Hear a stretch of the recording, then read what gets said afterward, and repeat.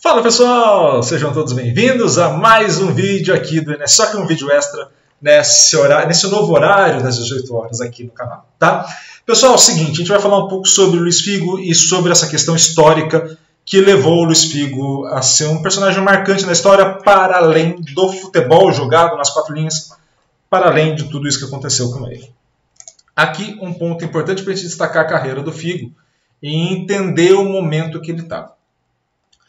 O Figo começa a sua carreira no Sporting de Portugal em 89, vai até 95, né? Uma carreira muito boa no Sporting. Depois de 95 a 2000 ele fica no Barcelona, de 2000 a 2005 no Real Madrid, 2005 a 2009 na Inter, onde ele aposenta. Tá? Então ele faz uma transferência Barcelona-Real Madrid em 2000 pelo valor traçado de 60 milhões de euros à época. Tá? Então esse é o cenário onde a gente está falando de uma transferência. Por que isso vai mudar as questões relacionadas ao mercado? Primeiro porque a época foi a transferência recorde. Tá? Então a gente está falando de um Real Madrid que fez a maior contratação da história naquele momento através do Luiz Figo. Uma contratação muito polêmica, porque estava associada diretamente, aí o documentário da Netflix é muito bem feito nesse sentido, vocês podem visualizar isso lá.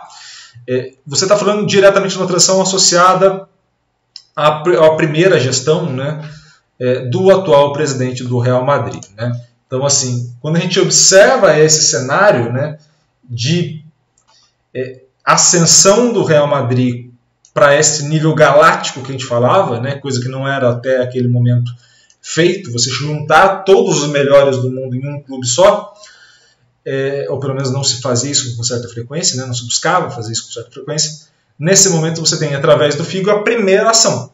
Então, a partir de agora, traremos os melhores. E o Figo foi o grande galáctico dessa temporada. Se a gente for olhar o Real Madrid até aquele momento, a gente precisa olhar o contexto histórico, né?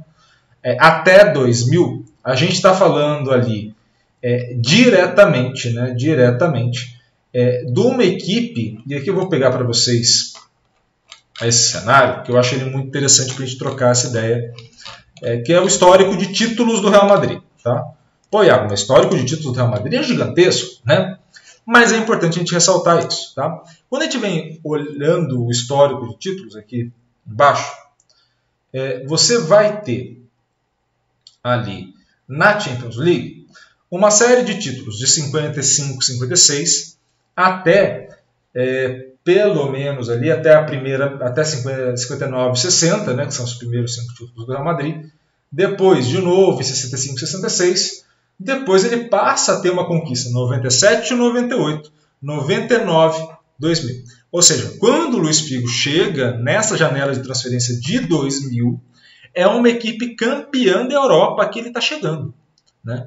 E aí, por que a gente fala isso? Porque nessa mesma época, né, que a gente está observando, era uma equipe que não ganhava o Campeonato Espanhol desde 96, 97.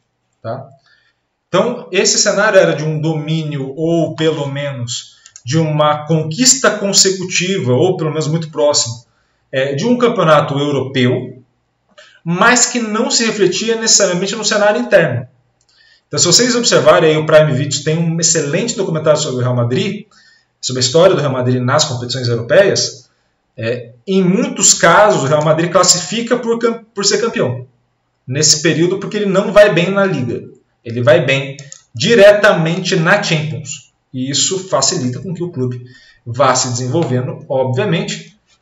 Mas tem um ponto que ele é muito importante, né? Que é justamente a necessidade da gente observar esse cenário de conquistas, né, de uma maneira muito mais fácil de observar. Né? Ou seja, você tinha um domínio, mas você queria ter um domínio absoluto, interno e externo, né, a Espanha. E esse cenário a gente não encontrava nesse Real Madrid. Era um domínio continental, numa competição com menos jogos, obviamente, e isso tudo respingava diretamente na formulação de elenco, respingava também na organização da equipe, tudo isso acontecia. Do outro lado, né, olhando para a equipe do Barcelona, a gente tinha aí, né, olhando para essa equipe, uma equipe que só tinha conquistado uma Champions League até então, 91-92, né, e que tinha, nas competições nacionais naquele momento, uma certa hegemonia. Né? Você tinha conquistado 97-98, 98-99, né? Todos os períodos aí que o Figo estava nessa competição, né?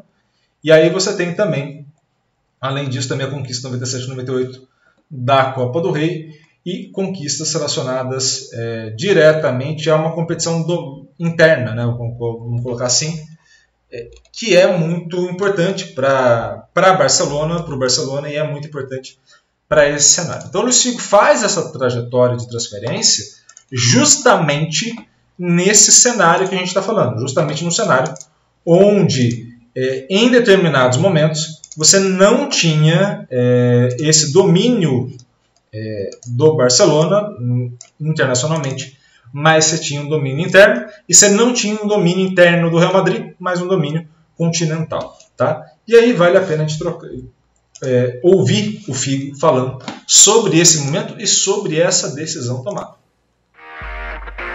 Bueno, fue una decisión difícil, lógico, porque yo tenía todo y iba pues en una aventura, en un desafío, buscando más, ¿no? Entonces iba a cambiar todo, no solamente en términos deportivos, pero también en términos personal y familiar. Y al ser así es siempre una incógnita, ¿no? Pero iba con la seguridad de que quería más, ¿no? En todos los sentidos. Yo creo que intento siempre no arrepentirme de mis decisiones, independientemente de si han estado acertadas o no. Y al final de los 5 años yo creo que he tenido una decisión acertada porque he sido muy feliz, ¿no? Bueno, yo creo que yo soy de la opinión que nadie es imprescindible.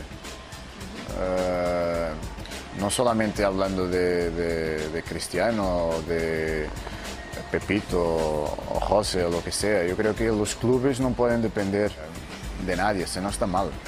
Estaría mal, porque imagínate que se depende de José y José no rinde, pues estaría muerto el club.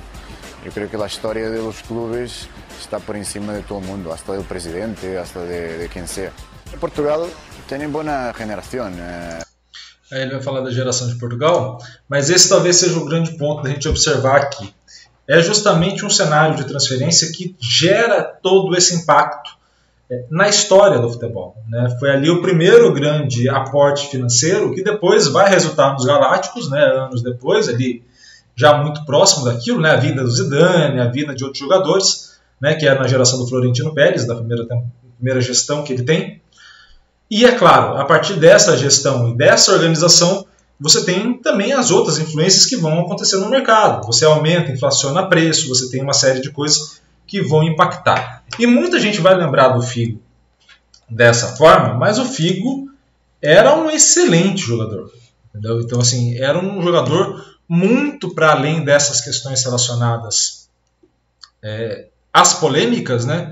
Era um jogador excepcional. Tá? A gente está falando de um jogador que talvez a gente teve conhecimento a partir dos Galácticos, ele já um pouco mais velho, mas ainda excepcional, tanto quanto era. Mas principalmente a gente teve conhecimento dele um pouco mais próximo dos anos 2000 e o auge dele individual foi um pouco antes ali, até a temporada anterior no próprio Barcelona. Depois, obviamente, ele vai dividir um pouco mais a cena com os demais jogadores desse Real Madrid, que foi um espetáculo. Né? Está falando de um Real Madrid de Casillas, Roberto Carlos, Hierro, Helguera, Salgado, próprio Figo, Zidane, depois o Beckham, Ronaldinho, Raul, Ronaldinho fenômeno, né? Raul, né? E eu estou esquecendo um que é o Makelele, se não me falha a memória, também aí. Então, assim, é uma equipe muito acima da média, e é claro, você vai ter na divisão de responsabilidades muito maior do que uma equipe que vai girar em torno dele, como era o caso do Barcelona naquele momento, até porque ele era o grande astro da equipe. Né? E aí a gente pode fazer a análise dele, né, que a gente sempre faz aqui no canal, a partir das competências essenciais. Então, a gente pode entender as ações do jogo como ações de jogo, não ações técnicas ou táticas, mas ações pertencentes ao jogo. E, é claro, observando as ações que tem aí, a gente está falando de um jogador que possui uma excelente relação com a bola, tá? Um jogador que não vai ter os dribles mais lindos do mundo, mas que vai ter uma boa mudança de direção, um bom giro para a saída dessa jogada, né? Então a gente está falando de um jogador que vai sofrer muita pressão e justamente por não ter exatamente uma arrancada muito fora de série, você vai ter esse giro e mudança de direção constante para te abrir espaço no campo, né? E isso é muito importante no futebol, já era a época e continua sendo.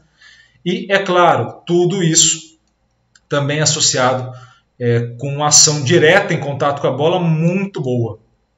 O Figo tinha uma excelente finalização, excelente passe, excelente drible curto, né, como a gente está vendo aí. E tudo isso porque a relação dele com a bola era muito boa, muito absurda.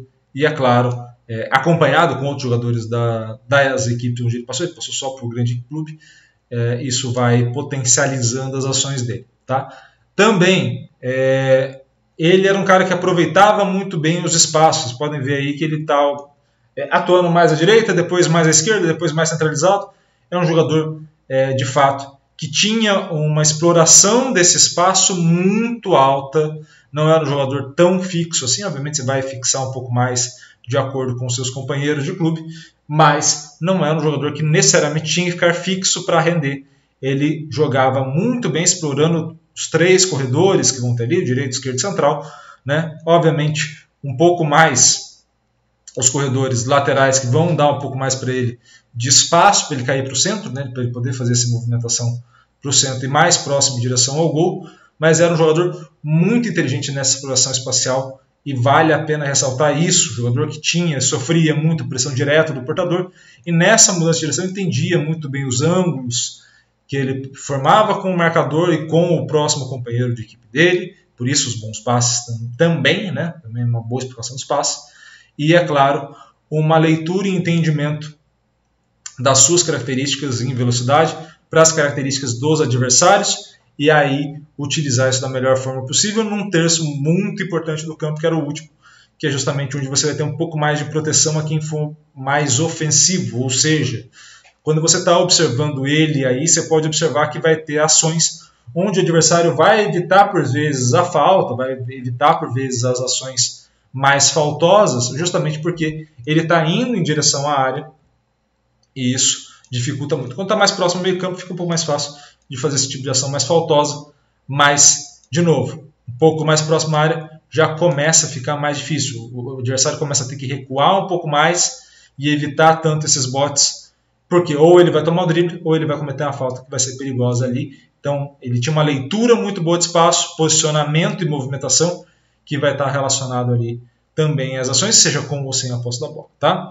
Além disso, se a gente está falando de um jogador que tinha um bom passe, se posicionava muito bem e que tinha grandes companheiros ao longo da carreira ali também, a gente está falando de um jogador que era muito voluntarioso às demandas da equipe. Né? Por mais que a gente entre nessas polêmicas de não, ele foi muito egoísta nas transações que ele fez, né? Na saída de um clube para o outro, dentro de campo é um jogador que não só resolvia para a equipe individualmente, mas também era um jogador que jogava coletivamente, ou seja, tinha um entendimento, obviamente a gente vai olhar sempre mais ações individuais, mas tinha um entendimento de como as suas ações impactavam o coletivo e como isso era feito da melhor forma possível. Então a gente está falando de um processo básico de comunicação na ação e esse processo de comunicação na ação era muito bem feito. Seja ele finalizando ou ele sendo o grande responsável, seja ele auxiliando na criação das jogadas para outros finalizarem, mas é claro, a gente está falando de um jogador que tinha uma leitura da demanda de jogo muito boa e que contribuía demais para a equipe. E aí, observando isso, né, é necessário a gente entender também a leitura que ele vai ter para os adversários. Né? Então, ele olha os adversários e consegue entender qual é o melhor ponto, quais são as melhores ações para contribuir com a equipe e superar a equipe adversária, o que faz ele também um jogador de uma grande comunicação na ação. Tá? Não é o meu jogador favorito, honestamente, eu acompanhei uma boa parte da carreira do Figo, não era o meu jogador favorito, mas era um jogador que não tinha como você não falar que ele era um craque. Podia não ser o estilo de jogo favorito, mas de fato era um craque. E de fato ele mudou todo o futebol mundial com as ações que ele fez em campo, né, porque ele é um ídolo, ou foi um ídolo do Barcelona durante muito tempo, depois ídolo do Real Madrid, depois contribuiu muito na equipe da Inter, né, que ainda estava em formação, não foi uma equipe que ele teve um grande sucesso, mas foi uma equipe em formação que ele participou bastante.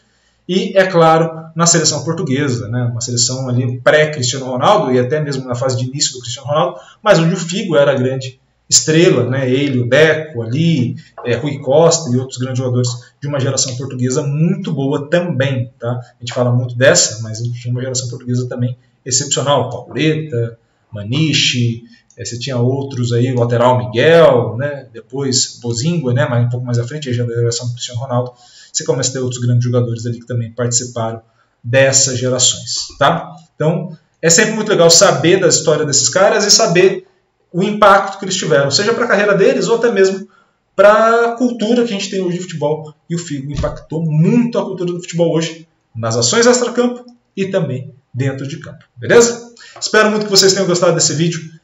Por favor, se inscrevam no canal, compartilhem, curtam, façam tudo que todo mundo pede para vocês, que é sempre muito importante. Muito obrigado pelo carinho do projeto e atenção, e valeu! Até a próxima!